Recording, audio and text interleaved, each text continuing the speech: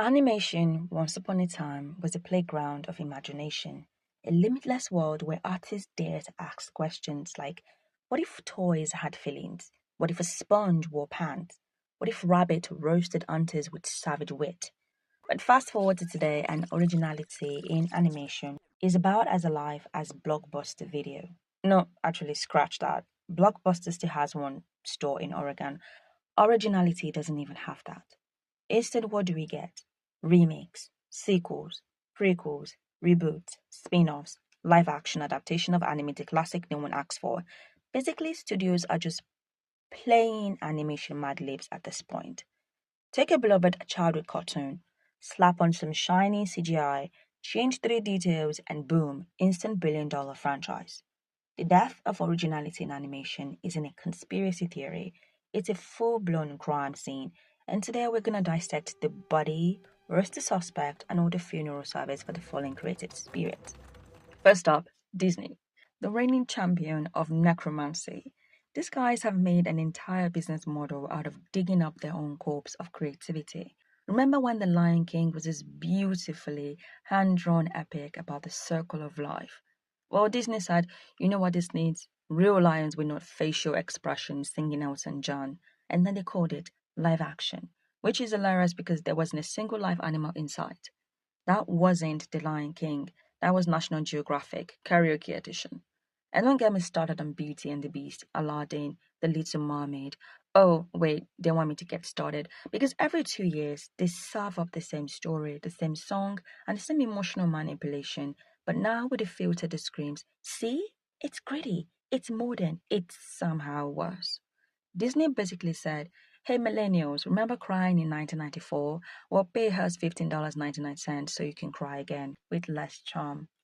It's like they're selling us nostalgia on a subscription plan. And the sad part is, it works. We keep lining up for it. But Disney isn't the only culprit. Oh no.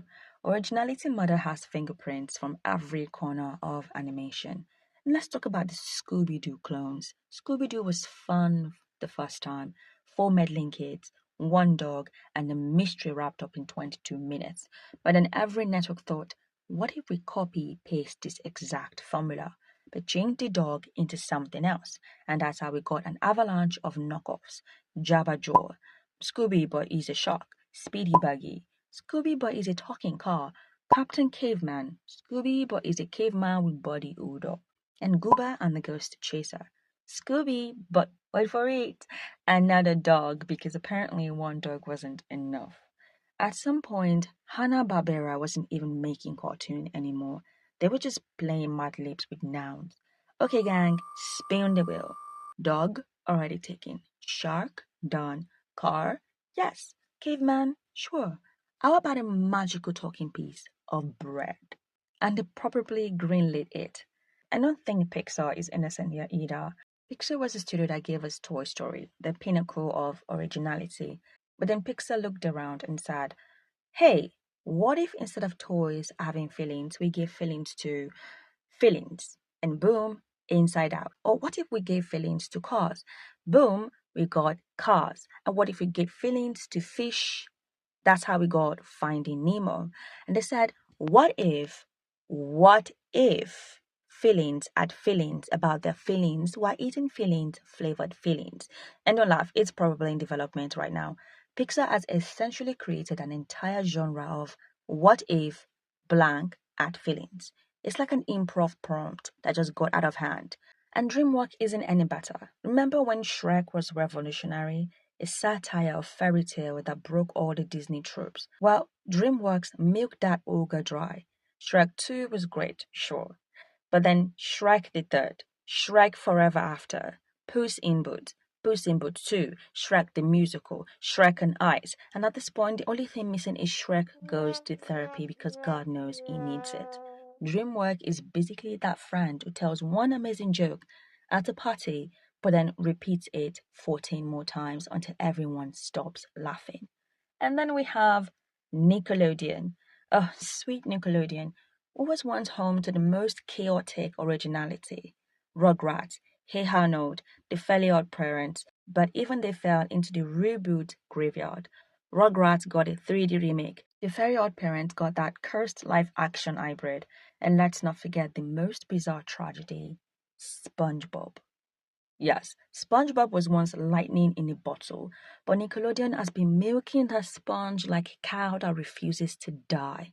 We have spin offs like Camp Coral and The Patrick Star Show. What? Who even decided to make Patrick the star of anything? I mean, this is proof that SpongeBob is less a character now and more an economic engine. They've turned Bikini Bottom into a franchise farm where originality simply goes to drown. And let's widen the lens for a second. Animation as a whole has become a copy paste machine, recycling the same five plots over and over again. First, the chosen one with a secret power. 2. The group of misfits who save the day. 3. The villain who's secretly misunderstood. 4. The friends, but maybe lovers, slow burn. And 5. The reboot no one asked for. At this point, if you've seen one chosen one cartoon, you've seen them all. Replace Harry Potter with Luke Skywalker, with Aang, with literally any kid with a glowing object, and boom, you have cracked the code. Studios don't even pretend anymore. They just switch the hairstyles and the accent. Now let's talk remakes because this is the most shameless crime of all, and Disney is guilty. Yes, but so is Warner Brothers. Do you remember Tom and Jerry? These are classic slapstick masterpieces. Then Warner Bros. Said, what if we took Tom and Jerry and put them in a live action hybrid where they help plan a wedding? Excuse me? Who was asking for Tom and Jerry wedding planners? And then we've got Teen Titans Go. The original Teen Titans was heartfelt, action packed, and a beautiful blend of anime influence and superhero storytelling.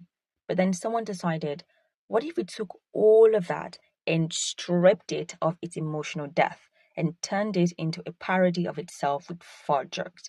And congratulations, we got Teen Titans Go, a show that exists purely to annoy adults who remember better times. And all of this brings me to the corpse at the center of the crime scene, originality. Originality used to mean taking risk, telling stories no one had dared to tell before. But now originality is treated like a liability. Studios don't want to take the risk. They want guaranteed money. And what is safer than nostalgia? So they keep remaking, rebooting, rehashing like a chef microwaving leftovers and calling it a gourmet meal. But then something miraculous happened in 2025. There was a resurrection, a spark of life, a genuine breath of fresh air in a smoke filled room, and its name was K pop Demon Hunters. Yes, K pop Demon Hunters stepped into the scene and said, what if we didn't copy paste the same formula? What if we told a story that was actually new? And oh my god, it worked. For once, audiences all around the world weren't just watching the same art types with new skins. They got a fusion of so many genres packed together. A daring mix of supernatural theme, action, and character development that didn't feel like it came out of the chosen one starter pack. Demon Hunters was proof that originality isn't completely dead. It was just buried alive, screaming from beneath the corporate grave dirt. It was weird. It was bold. It didn't feel like anything else, and that is why people love it. It was the animated equivalent of tasting water after weeks of drinking soda syrup. We deserve better. Audiences are smarter than this. Kids deserve better than being force fed reheated scripts like cafeteria meatloaf. So here we are, gathered at the funeral of originality in animation. We've seen the body, we've named the suspect, and we've cried our sarcastic tears. But maybe, just maybe, originality isn't fully dead. Maybe it's just hiding, waiting for creators brave enough to take risk again. Because if K-pop demon hunters could break through, then originality still has a fighting chance. But until then, let's bow our heads and pay our respects. Rest in peace, originality in animation. Born long ago, died somewhere between the 14th Scooby Doo reboot and The Lion King 2019. Cause of death? Corporate greed, nostalgia exploitation, and too many fart jokes. Amen.